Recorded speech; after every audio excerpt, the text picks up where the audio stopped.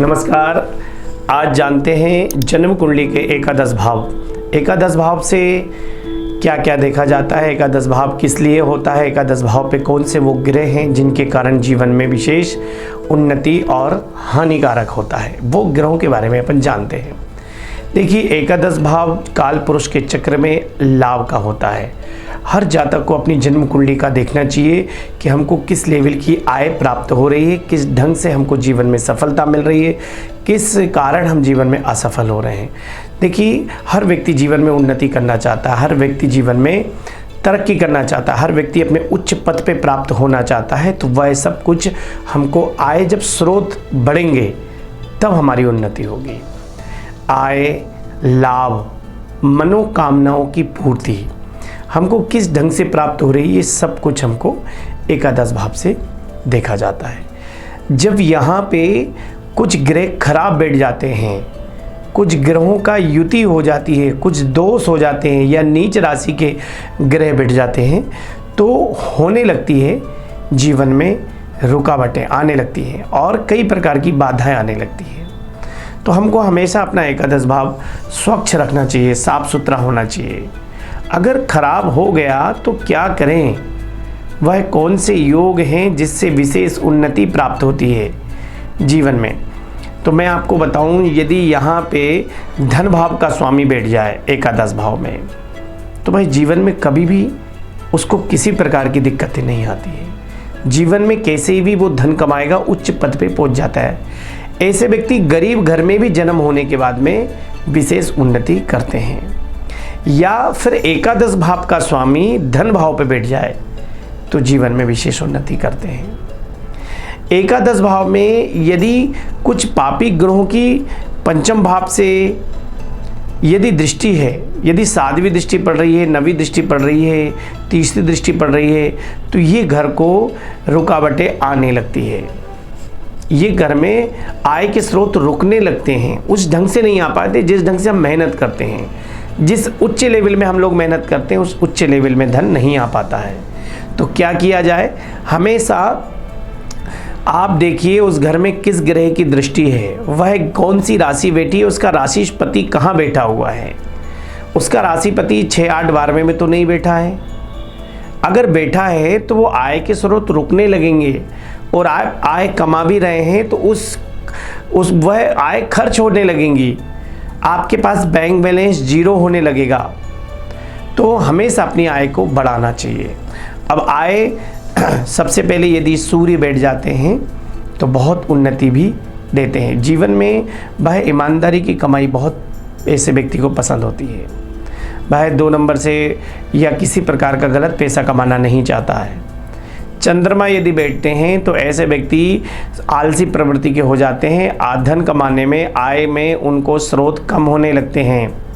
ऐसे व्यक्ति जीवन में उन्नति तो करते हैं पर दूसरे पे निर्भर भी रहते हैं। मंगल उग्र स्वभाव के हैं, तो मंगल जब भी कराते हैं तो वह जल्दीबाजी में अपने काम बिगाड़ लेते हैं और आय में स्रोत होता है, लेकिन वह किसी पे भरोसा नहीं करते हैं। पत्नी को, बच्चों को, माँ बाप को देने में ऐसे व्यक्ति वो नहीं होते हैं, खुद पे ही अपने आप पे भरोसा रहता है। ऐसे व्यक्ति चाहते हैं हम खुद कर लेंगे, अपने एटीएम चला लेंगे, बैंक बैलेंस चला लेंगे, पर वो परेशान ही होते रहते हैं। बुध यदि एकादश भाव पे बैठ जाते हैं तो ऐसे व्यक्ति जीवन में उन्नति तो करते हैं पर वो पार्टनरशिप पे भरोसा ज़्यादा करते हैं, अपने व्यापार बिजनेस में नहीं होता है। नौकरी पे ही उनको सब कुछ जीवन दिखाई देता है कि नहीं, नौकरी से ही सब कुछ है। ऐसे व्यक्ति थोड़ा सा दिक्कत होती है पर बुद्धि विवेक से अपने जीवन में उन्नति करते हैं। गुरु जो है आध्यात्मिक की ओर लेके जाता है ऐसे व्यक्ति को, और आय में बड़ा सोच समझ के खर्च करता है और लोगों के मनोकामना की पूर्ति होती है, मान सम्मान प्रतिष्ठा भी प्राप्त करता है।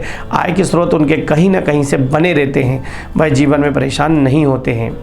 अगर शुक्र बैठ जाते हैं और शुक्र जीवन में, अगर उनकी राशि, शुक्र की राशि यदि वृषभ या तुला राशि यदि धन भाव पे बैठते हैं और शुक्र यदि इस भाव पे बैठते हैं तो जीवन में वह करोड़पति बनता है। ऐसे व्यक्ति कहीं ना कहीं उच्च पद पे भी जाता है।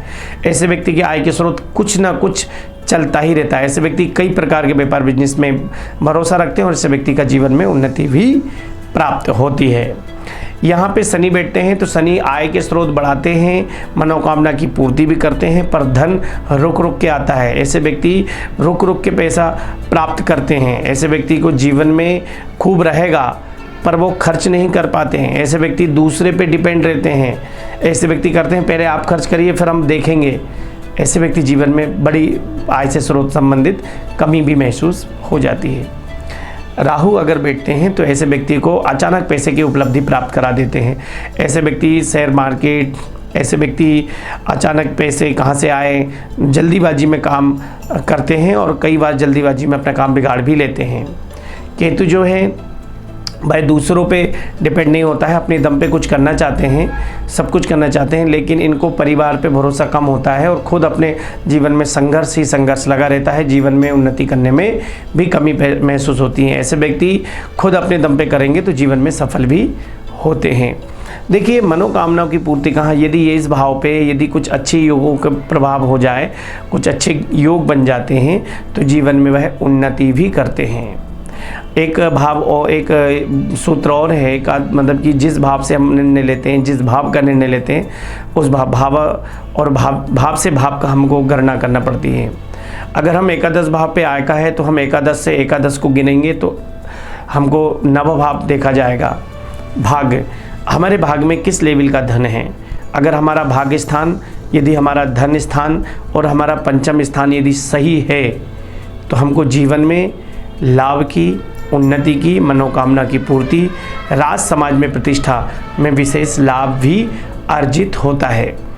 ऐसे व्यक्ति आय पे जो राशि बैठी होती है उससे संबंधित विचार भी बना सकते हैं कि हमको किस लेवल में, किस दिशा में हमको जीवन में सफलता मिलेगी, कहाँ पे लाभ, विशेष लाभ मिलेगा। तो मैं अगली वीडियो दे ही चुका हूँ कि कौन सी दिशा में हमको जीवन में सफलता मिलेगी, उस पर अपन अगली वीडियो बनाएंगे। तो सबसे पहले बात करती है कि हमको लाभ किस लेवल में मिलता है और आय किस दिशा में हो, किस दिशा के लेवल में हम जीवन में सफल हो रहे हैं। पता लगा कि जीवन में करना कुछ चाहते हैं और कर कुछ और रहे हैं, इसके कारण हमको जीवन में लाभ नहीं मिल पाता। अक्सर जीवन में व्यक्ति परेशान होता है।